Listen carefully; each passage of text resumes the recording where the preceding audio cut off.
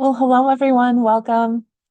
We're excited to bring you this webinar on Detours Ahead in 2025, the 494 construction project and updates. Next slide, please.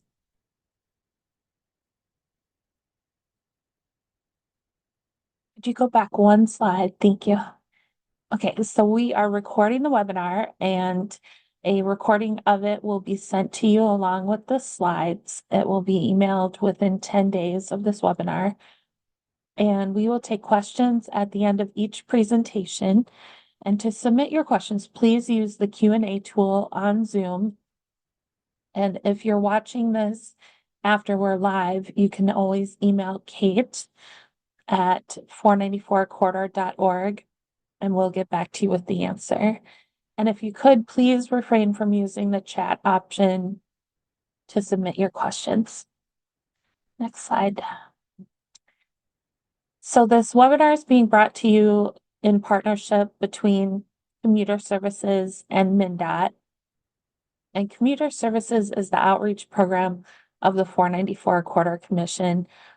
We are a joint powers organization established back in 1986 to address concerns about traffic congestion and cut through traffic through our member cities. And a couple fun facts for you. There are more jobs in this section of the 494 corridor than both of the downtowns combined. And according to MnDOT, people from 85 out of the state's 87 counties use this section of 494 every day to get to the Mall of America and also the airport. Next slide. And so I'll be introducing Tim Klein and also Kate Meredith. They are our presenters today. Tim Klein will go first. He is one of MnDOT's construction managers. He oversees the day-to-day operations on the 494 design build project. And Tim is a graduate of the University of Minnesota with both a bachelor's and a master's degree in civil engineering. He has been with MnDOT since 2005, working on various projects and Metro District materials. And our second presenter is Kate Meredith. She is Vice President of Commuter Services, leading our employer outreach program. And she is a longstanding member of the Association for Commuter Transportation. And Kate has a BA in marketing and women's studies from the University of Minnesota. And so now I'll turn it over to you, Tim. Take it away. All right. Thanks, Melissa. Thanks everyone for being here, and happy to share a little bit today about the big 494 design build project going through Bloomington and Richfield. So it's a quick agenda, just what I'll be talking about, and let's get right into it.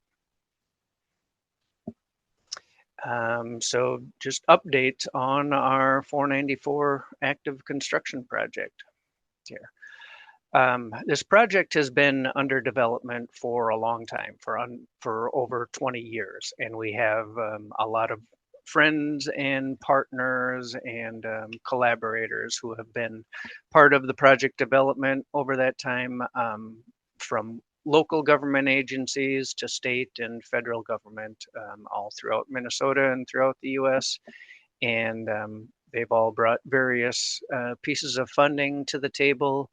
And there's also a lot of stakeholders besides folks who are funding, but obviously people impacted by the construction or benefiting from the construction. So as Melissa already said, this 494 corridor touches a lot of people all throughout the state in the region. So project development has been underway for a long time, again, as I mentioned, and it's really driven by kind of three main needs throughout the project corridor, or three big picture items that are part of the overall project. So we call kind of the entire thing that MnDOT and our partners want to build with this is what we call the full vision. And ultimately what we want to see along 494 is an easy pass lane or a managed lane all the way from Highway 169 to the airport and the Mall of America at 24th Avenue there. A big centerpiece is the 35W 494 interchange itself. That sees it's one of the busiest interchanges in the state for both commuter traffic and freight and regional traffic. So that needs some upgrades. And then access consolidation on the east side between 35W and Highway 77. Right now, or prior to the project, there were ramps coming on and off the freeway from Nicollet Avenue, Portland, and 12th. When the project is complete, we'll consolidate all that access just at Portland Avenue. You'll no longer be able to enter and exit 494 at Nicollet or 12th. Yeah. So that full vision is a huge project, a huge undertaking, bigger than we could do in one single project. So we've broken it up into pieces, and the first phase of construction is what we're under right now. I call it the 494 design build project. You might hear me refer to it. And that's, you know, one of the biggest chunks of it. We're biting off quite a few pieces. So you see the schedule here where we're going to tackle various things. So in this project, we will add easy pass lanes all the way from East Bush Lake Road or Highway 100 to 35W. That comes with full reconstruction of east and westbound 494. We will reconfigure the interchange at 35W and 494. Those two pieces, you know, started at the beginning of the project in 2023 and should be complete at the end of this year. We are building a new pedestrian bridge at Chicago Avenue, along with the Portland Avenue Bridge and full interchange this year. And then next year is the Nicollet Avenue and 12th Avenue bridge replacements. Just big picture. And I'll get into more detail as we go along here. So again, project benefits are main drivers of the project. The first two, they're improved safety and improved traffic flow or reducing congestion. Those are the major drivers of the project. And you know, 494, this corridor sees about 150,000 vehicles a day. And there's a lot of crashes. So a lot of congestion, a lot of crashes. So those are major drivers for this project. Also, the road and many of the bridges were built back in the 1960s when we built the interstate system. They're getting old and showing their wear and tear. So they need some replacement and some upgrades. Other benefits, the 494 roadway often floods under heavy rainstorms. So we're doing significant work to improve the drainage system along 494. And then last but not least is improved pedestrian and bike accessibility throughout the corridor, especially on the east side. Again, just dialing in a little more to the turbine ramp, we call it, at 35W. So right now, the existing interchange or pre-project it's a full cloverleaf interchange. So the northbound 35W to westbound 494 movement is on that cloverleaf. It's low speed. It has to merge with the traffic coming from eastbound to northbound. So there's been historically a lot of congestion, a lot of crashes there. This project will build a flyover ramp. So northbound 35W traffic will exit back just right at 82nd Street or so. It actually goes underneath 494 and then we'll climb up and over a new bridge crossing 35W where it eventually merges with the ramp from southbound 35W and then on to westbound 494. So I'll talk a little bit more about this interchange in a few slides. So, just jumping into progress on the construction on the project so far, we're halfway finished with the project. Like I said, it started in spring of 2023 and will be complete in the fall of 26. So, 2 more years left. We never stopped constructing over the winter. Things got a little bit slower with our weather in Minnesota. It's hard to feel your fingers and to operate equipment when it gets so cold, but we did a lot of work on retaining walls and bridges over the winter, including an eastbound, we call it a land bridge underneath Penn Avenue.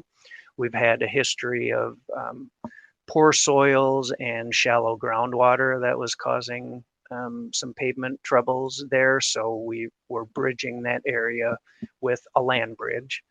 Um, we've done some work in the center median, removals and drainage between Highway 100 and Penn Avenue. We've built most of the pedestrian bridge and retaining walls over by Chicago Avenue, and also in that same area, a couple of noise walls on the north side between Portland and 12th Avenues. So going into some overhead shots from a drone camera. These shots are just a couple weeks old, but they're already out of date. I mean, we've been making some progress just in the last few weeks already, but this first shot on the west end of the project, that's Highway 100 and looking west. And essentially that area is complete. We have just a little bit of guardrail overhead signs work to do west of Highway 100, but beyond that, the pavement and the major construction from 100 to the west is complete. Kind of in the same area, just turned around to flip the other way. One of the unique things about this project, we're expanding 494, widening the freeway to accommodate the easy pass lanes. So as we do that, we need to push out to the frontage roads on both sides of the interstate. So on the north side or the left side of your screen there is 78th Street between Highway 100 and France Avenue. And on the right side or the south side of the freeway is American Boulevard. So crews have started on 78th Street in the past couple of weeks, starting with some private utilities, telecom fibers, and then Xcel Energy, underground power will be doing some utility relocates. Then we'll start up with more major impacts, sanitary sewer and water main under the roadway. Then there's retaining walls that need to be torn down and rebuilt to separate the frontage road from 494 traffic, and then drainage and roadway following up later in the year.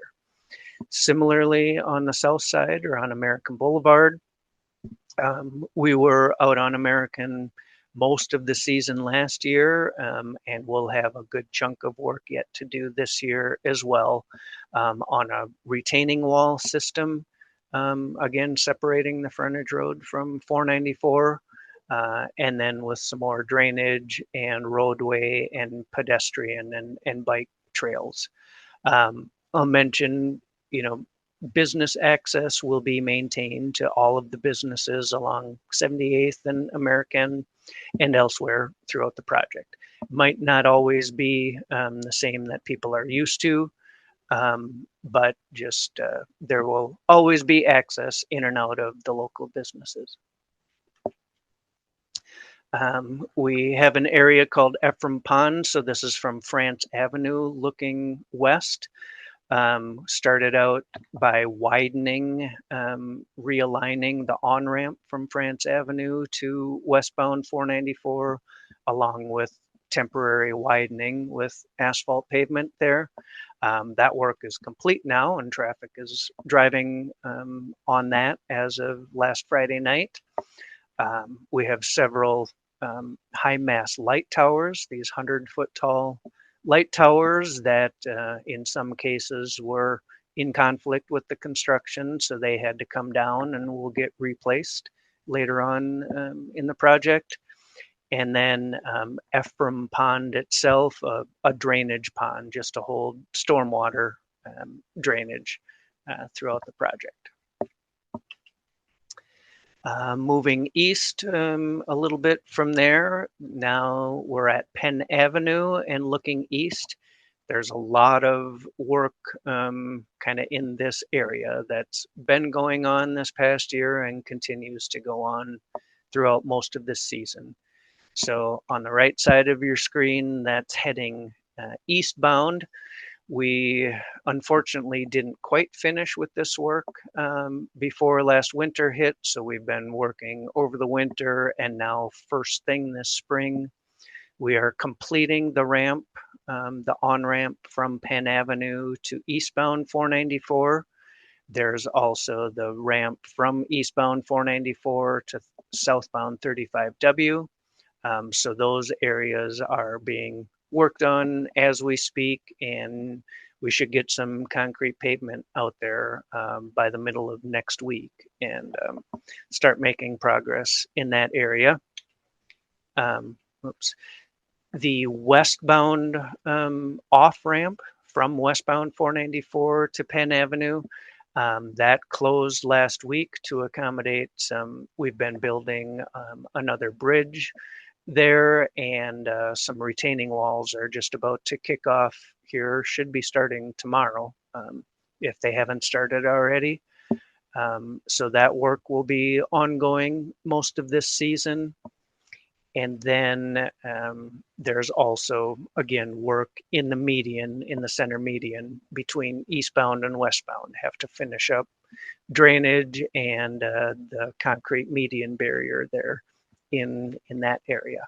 So that work is kind of the first thing that we're kicking off this spring, and hope to have that done in the next month or so.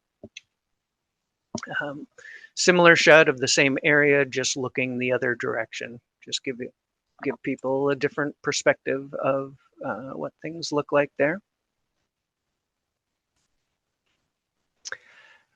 Here's the pedestrian bridge at Chicago Avenue. So on the left side, that's the north side.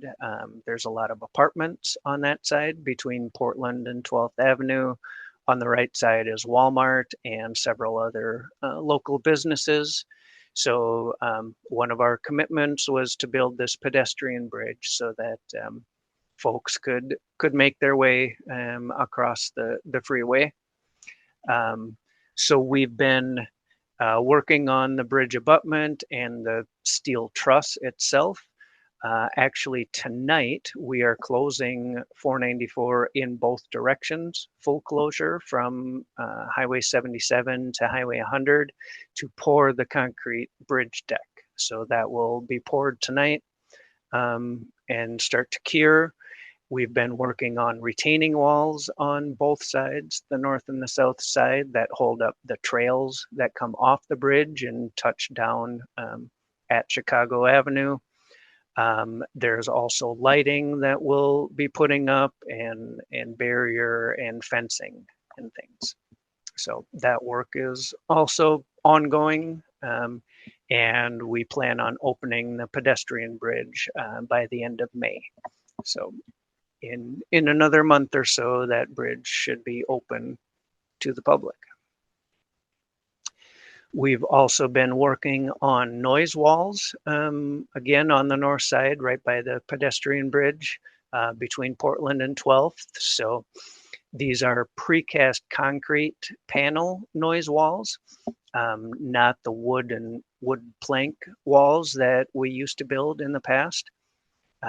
So we've built, you can see the picture on the right shows a lake bed pattern. So we add some visual quality and some aesthetics to kind of give a home Minnesota feel to some of the structures on our project. So these two noise walls are about as far as they can go for now.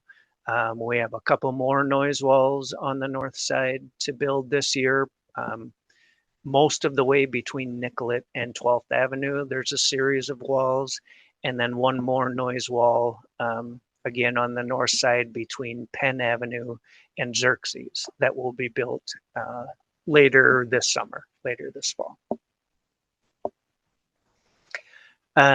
There's a lot of retaining walls to build on the project as well that hold up various frontage roads, pedestrian trails, various things. So some of them are precast concrete with all the steel reinforcing that you see there.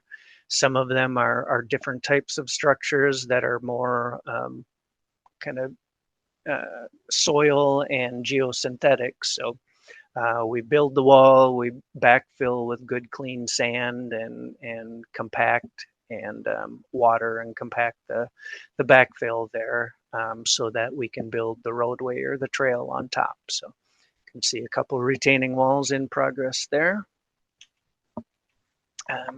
As I mentioned, a lot of drainage work throughout the corridor just to improve the flooding situation, hopefully eliminate the flooding.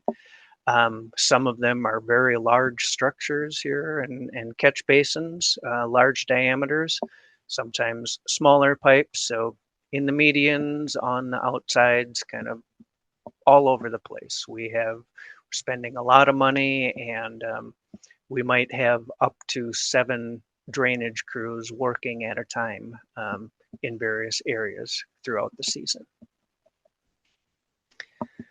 Couple other aspects of the project. I mentioned these high mass light towers. The 100-foot tall steel towers take a pretty hefty foundation. So it's a reinforced concrete foundation there on the left that you see being poured.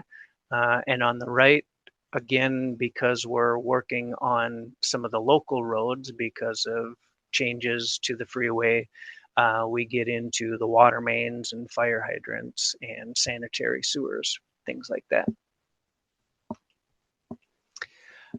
Both MnDOT and the contractor have a robust team of quality control inspectors on the job.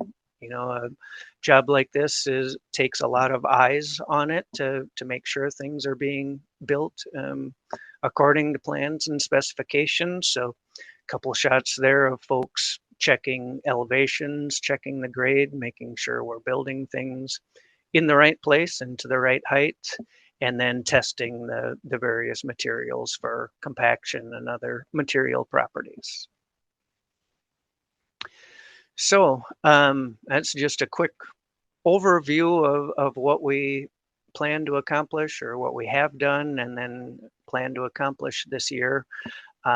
Big picture, by the end of this season, we should be complete with all of the mainline 35W and 494 paving and the roadway west of Lyndale Avenue. So all the way from 35W or Lyndale Avenue, all the way to the west should be major construction should be complete, including the new turbine interchange at 35W should be complete by the end of this season. Also, Portland Avenue will be reconstructed. That includes a new bridge carrying Portland Avenue over 494, all 4 ramps on and off 494, and the roadway itself. We have a number of overhead sign trusses that will be installed, and then various other ITS elements, lighting, signals, trails, walks, and other ancillary items. Big picture, there's a lot of pavement to put down.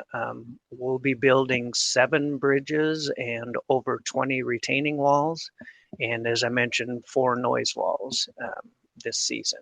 So a lot of construction. We have big goals. We're shooting for the moon, but we have a good contractor team on board and a lot of people all pulling in the same direction. So this is what we hope to accomplish this year. Then we have one more year in 2026, and really what is slated for next year just includes the Nicollet Avenue and 12th Avenue bridges over 494, replacing those two bridges, completing the Easy Pass system, so getting all the electronics and things turned on, and then just kind of the ancillary roadside elements, guardrail, sign panels, and things like that, turf establishment, and those things. We plan to be substantially complete with the project by the end of next fall. Just throw this slide in here. You often hear about infrastructure projects being big job creators, and that's certainly the case on this project. Some numbers just starting from May 2023 when we started the project through the end of March 2025, so 2 construction seasons worth. We've employed over 1,350 laborers on this project, so jobs for more than 1,300 people. And we've had over 293,000 hours worked among those laborers and other staff. And that's split between almost 80 contractors and subcontractors. So a job like this takes a lot of people to do a lot of work. So we have certainly seen that and had good people, doing a good job building their various specialties. Okay. Excuse me. All right. I'll talk a little bit about some of the traffic impacts that you've already seen and will continue to see this year throughout the corridor. Starting off with, we had a little oopsie. If you've driven through the corridor, westbound 494 has been reduced to 2 lanes over the 35W bridge the last month or so, and will continue to be that way for the foreseeable future. We had an overheight truck come through and managed to, it was on 35W going underneath 494 and managed to hit the bridge. And if you can see the picture on the right there, it bent one of the steel beams underneath the bridge. So don't worry, the bridge is still safe to drive on. There's still several other beams there holding the bridge up, but we had to restrict traffic, get it away from that beam just to maintain the safety of the traveling public. Overall, traffic impacts, we're going to be working on some aspect here and there will be traffic impacts all the way from Highway 100 to just about 77, including all of the ramps on the westbound side between, west of 35W, and we're working on 35W itself, and some local roads as well. But big picture, we will have, and we've already had, frequent lane and ramp closures. We'll always maintain 3 lanes of traffic on both 494 and 35W in both directions during the day. There may be weekend or overnight lane closures, ramp closures, full closures, which I'll speak about in just a minute here.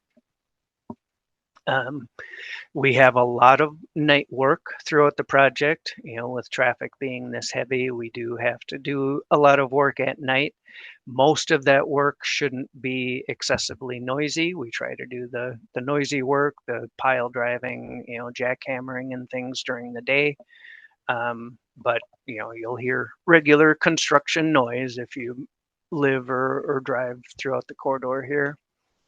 And similar to last year, we'll have a shoot lane configuration between Highway 100 and 35W, where 1 or 2 of the lanes going westbound 494 will actually be flipped to the other side of the median barrier onto the existing eastbound side of 494. But follow the signs. It should be well marked and with guideways getting you where you need to be. Um, Portland Avenue, I'll spend a few minutes talking about Portland Avenue itself. And 78th Street, the north frontage road going west from Portland Avenue. So some of the local roadways will be temporarily closed. There's a couple on the south side, the south frontage road. We're closing permanently those connections to and from Portland Avenue to make room for the ramps to 494. So Portland Avenue will be closed from 77th Street on the north side to American Boulevard on the south side. But we will still maintain access to all the local businesses. There's strip malls on the south side on both sides of Portland Avenue, and then a gas station and apartments and grocery store on the east side, north of 494. So again, business access will be maintained, might come from different directions than people are used to during the construction. But just another slide of the impacts at Portland Avenue. Not to get bogged down to what color means different things, but we need to construct Portland Avenue and the surrounding roads in multiple phases just to keep the business access open and keep traffic moving. And there's a lot of work that needs to be done at Portland Avenue. So, including replacing the bridge over 494, reconstructing the roadway, utilities, and signals on Portland Avenue and East 78th Street, both the north and south frontage roads. We're again constructing all 4 ramps at Portland Avenue and 494, so full access interchange there. Portland Avenue carries the D line bus rapid transit, so there will be stops at 77th Street and Portland Avenue, and then again a lot of bike and pedestrian improvements along 494. We have a couple full closures coming up.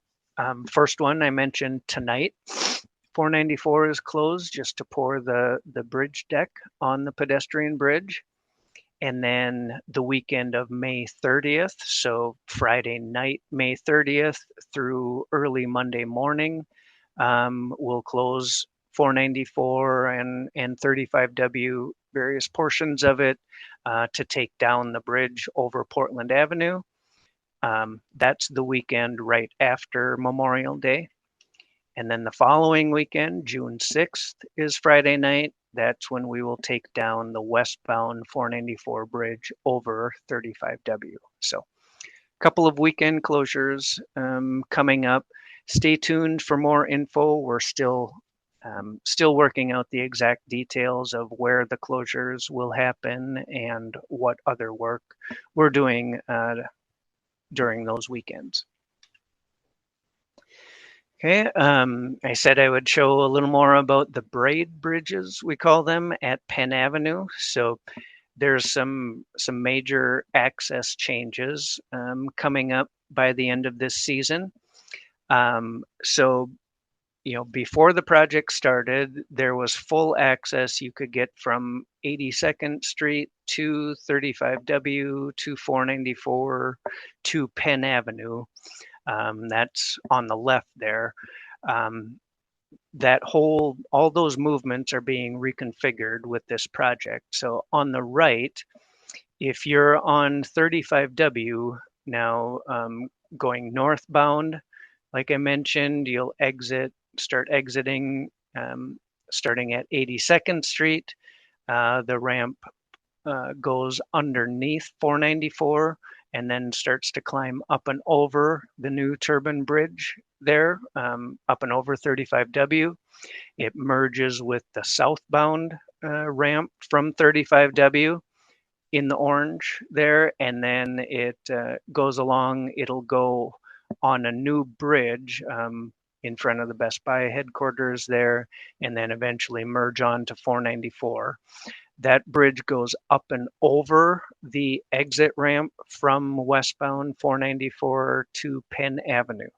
So traffic will no longer be able to go, if you're starting on 35W, you'll no longer be able to go to 494 westbound and immediately exit at Penn Avenue.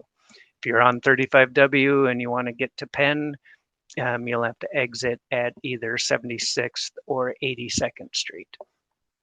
The same way, if you're on Penn Avenue and want to get to 35W, you will no longer be able to make that movement from Penn to eastbound 494 to southbound 35W. That's another braid bridge there. So the dark blue will be a bridge that goes up and over the exit from eastbound 494 to southbound 35W. So again, if you're at Penn Avenue and you want to get to 35W, you'll again have to go either to 82nd or 76th Street.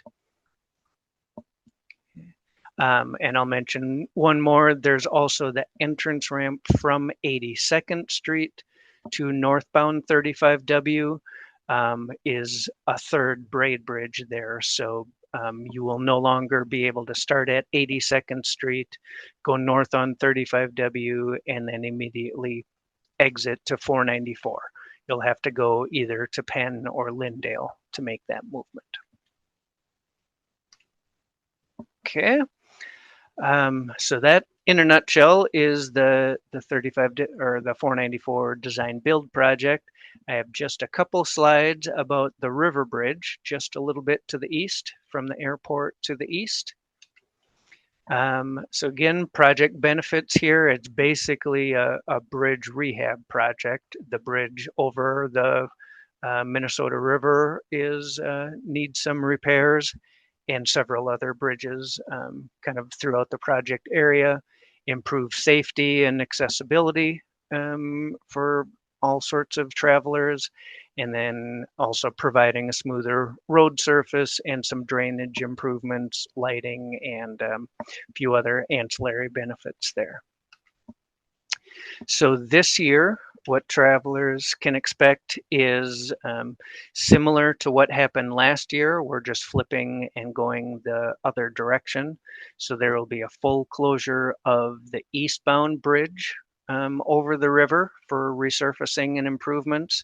So all traffic will now be on the westbound bridge. It'll be reduced to 2 lanes in each direction, starting in a couple of weeks here at the end of April, and then through November, through the construction season. A couple of ramps will be closed for the season once that traffic shift happens. So westbound Highway 5 to eastbound 494 and 34th Avenue to eastbound 494. Those 2 ramps will be closed for the season. So there will be detours posted and alternate routes for people who need to go that direction. Mentioned this already, 494 will be reduced to 2 lanes between the airport and Highway 13 in both directions. And along with rehabbing the eastbound bridge, the regional trail that's on the eastbound bridge will be closed for a majority of the season while we rehabilitate that trail and the bridge. We have a couple ways that if you have questions and comments besides this webinar, to find out about the project, we have public information hotline. So there's an email and a phone number on the screen. We have websites for both the design build project and the river bridge project. And I'd encourage travelers to look at 511 or which also pushes information out to Google Maps and Waze and things like that, just for up to the minute ramp closures, lane closures, things like that. So I think with that, I will pause there for a few moments and see if we have any questions I can answer. We do have questions, Tim. So our first Great. question is, let me start my video. The first question is, will Cliff Road be completely closed, or will the roundabout be Ooh, available to use through Cliff Road? Cliff Road. That's a good Burnsville. question. Yep. That's a separate project that I didn't Mhm. mention. There's a 35W project. I don't know the answer to that question right off the top of my head. There's a project website that, and I can look that up, and if we send answers to the Q&A out later, I can find that for you. Okay, great. So to the person who asked that question, when we Yeah. send the recording and the slides, we will answer that question in that email for you. And the next question is, are there any plans to replace the railroad bridge between Lindale and Nicollet Avenues? Yes, absolutely. That bridge, so I didn't mention it, but as soon as this project is complete, starting in 2027, the railroad bridge there between Lindale and Nicollet, that will be replaced. Thank you. And what is being done on Highway 62 as it impacts France Avenue and Penn Avenue exits? Yep. Good question. So a lot of traffic from 494 obviously just diverts to 62 and finds alternate routes. We did stripe a third auxiliary lane westbound between, basically between France and 100. But beyond that, we have some changeable message signs placed at various locations around the whole metro area that give travelers kind of up to the minute travel time information between major destinations, just with alternate routes. But beyond that, we aren't doing any specific improvements on Highway 62 at this time. Okay, very good. And then this question says, can you show the early slide which showed the entire project with dates and sequences? Oh, sure. Yeah. Bear with me.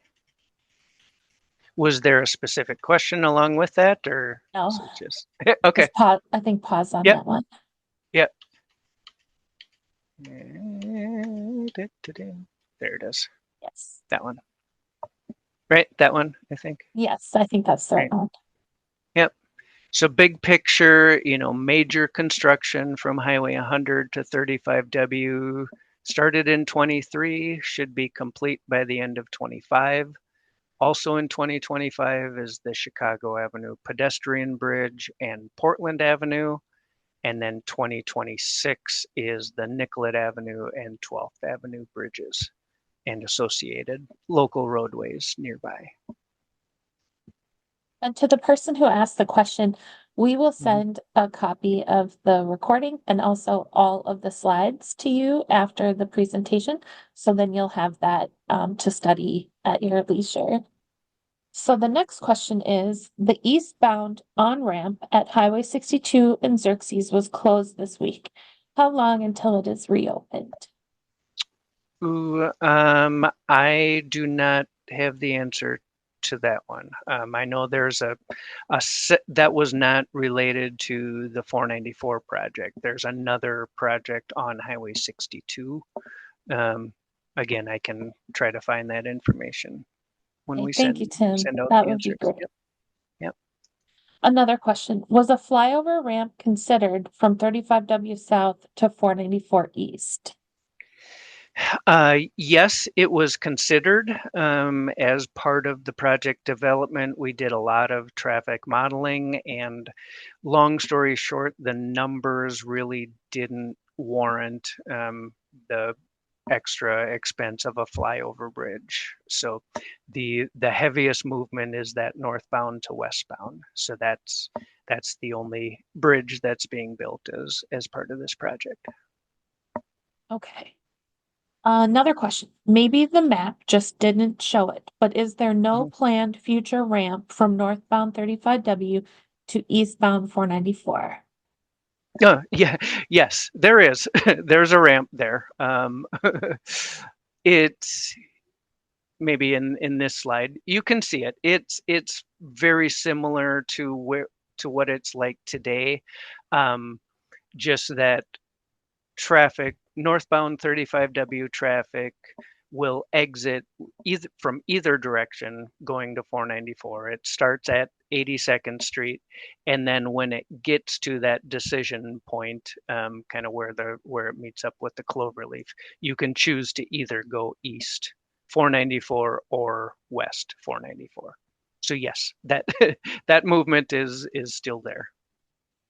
Sorry if Okay, that wasn't great. clear. Thank you, Tim. Yeah. Another question for the noise walls, Yep. specifically wall two between Portland and Xerxes, will there Mhm. be a pedestrian trail next to it as the frontage road is very narrow? I would have to look at the layout. I don't believe so. I believe there will be for a portion in front of the apartment buildings there, but I don't believe the trail goes all the way to Xerxes.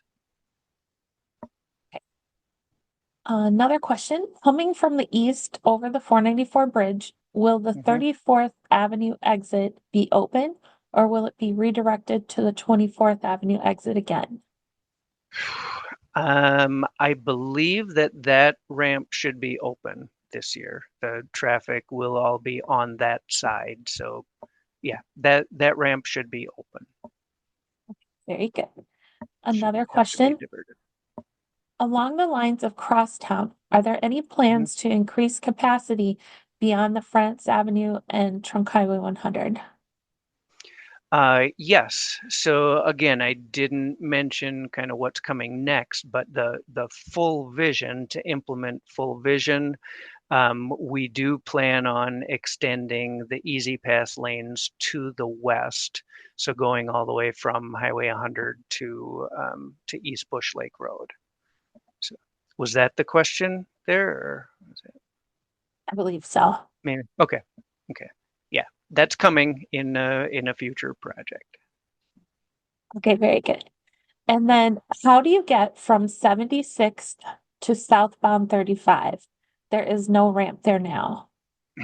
Yep, valid question. To do that, you would need to go to use 77th and go either to Penn or Lindale, south to 82nd, and then from 82nd you can access southbound 35W. Yep. Yes. Okay. Or Thank you. or you could go up to 66th Street, which Mhm. has a full interchange, and then back south on 35. So, Thank you. And then can you talk about concerns on local streets, American Boulevard, Portland, 82nd, 90th, which are all seeing and will see heavier usage as 494 becomes less help for local drivers?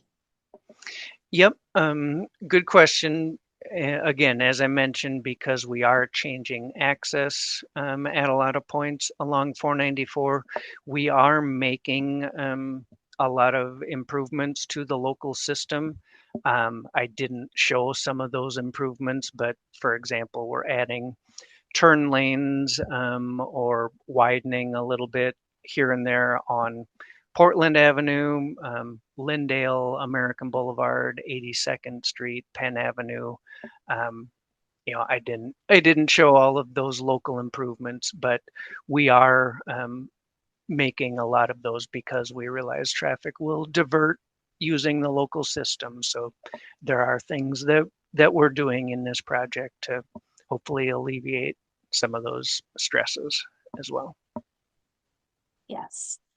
Okay. In regards to replacing the railroad bridge after the 494 project is done, will that Mhm. be minimal impact, such as nighttime closures?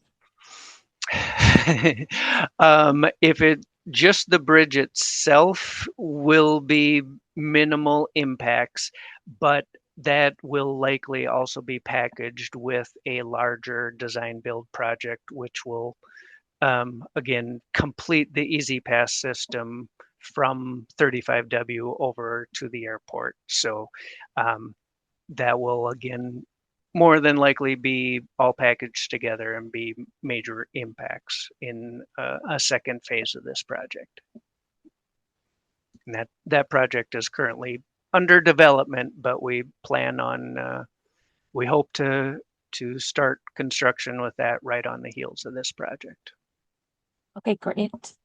And then our last question, along the lines Mhm. of crosstown, are there any plans to increase capacity beyond the France Avenue and Trunk Highway 100 on crosstown, not 494? On Crosstown, not that I am aware of. I know that other folks within MnDOT are, looking and studying various corridors. To my knowledge, there's not any plans at the moment to increase capacity there, but Thank yeah, you. So let's turn it over to my colleague Kate Meredith. But if you think of other questions while Kate is speaking, whether it's for Tim about the 494 construction project or for Kate, please type them in and then we'll ask them accordingly as soon as Kate is done. perfect. Thanks so much, Melissa. And thanks, Tim. So I'm going to go through some of the free sustainable commute resources that we provide for employers and commuters and residents. You can host a commuter fair where I just have a table of our free resources and we can answer employees' questions about their commute. You can also promote commute options through various channels at your work site, company newsletter, internet posts, direct mail. We have free commute resources for new hires. You can sign up for our quarterly employer newsletter or our monthly commuter newsletter. And we can provide you with a display of commute materials, including the transit schedules that serve your location and other carpool and other materials. Next. So we have bike commuting resources and strategies for employers. We're going into bike season now. The weather's getting really beautiful. Employers can hold an on-site bike safety check or a lunch and learn or webinar about how to bike to work. And we can help facilitate those first two things. There are amenities that you can provide that really support and encourage biking to work, like showers and lockers, indoor and covered bike parking, and bike repair materials. And commuter services can help you with free bike trail updates and bike commuting resources. We have maps and bike commuting guides. We have a wealth of resources. We can also provide a free outdoor bike rack. It's a starter rack. It holds 6 bikes to any company or property that is willing to encourage bike commuting and other sustainable modes at their work site. We can also lend you our demonstration bus bike rack so employees can learn how to place your bike on a bus bike rack in a no stress environment. Next. We have bike commuter resources for commuters. I mentioned the bike trail updates. We track where there are detours and closures. We have some great library of on-demand bike to work commuting webinars that you can view. And we have free resources, bike commuting guides, maps, clothing recommendations, and route planning tools, and lots more for bike commuting. Next. We have year-round Try It campaigns and events. So a Try It campaign is just a way to encourage people to try a way of getting to work other than driving alone. So it's anything. It's carpool, bus, bike, walk, work from home. And throughout the year, we have monthly prize drawings that you can win some really awesome prizes. So April is Earth Month, of course. Next week is Earth Day, next Tuesday, the 22nd. And anyone can enter to win an earth-friendly swag bag or a $150 Visa gift card by just pledging to take one day in April where you're not driving alone to work and you're trying a sustainable trip. And even though we're just coming right up on Earth Day, if you have an event at your work site, we'd love to set up a table there. Or if you have any other sustainability or employee or tenant appreciation events this spring, summer, or anytime during the year, we would love to be part of that. Next. So May is Bike Month. We are very excited about that. It's the National Bike Month. Bike to Work Week is May 12th through the 18th, and Bike to Work Day is Friday, May 16th. So during the month, we are giving away an electric bike, bike bag, and $150 Visa gift card, similar to April. So if you take one day in May where you're not driving alone to work, you can sign up and be in the drawing for any of those prizes. We are also holding a Principles of Bike Safety webinar on May 9th. So it's going to go through just the basics of riding safely, equipment and fit, goes through the Minnesota bike laws. And then we have a Bike Month celebration that Commuter Services is hosting on Thursday, May 15th at Round Lake Park in Eden Prairie. Lots happening. We're going to have our demonstration bus bike rack. We'll have a little station for kiddos to decorate their bike. We'll have Three Rivers Park District doing some bike simulations. We'll have a taco truck. So if you can make it on May 15th in Eden Prairie, we'd love to see you. Next. Transit resources for employees. We have lots of resources, one of which is to help companies enroll in MetroPass. It's a deeply discounted transit pass that's only available to employees who has an employer that is enrolled.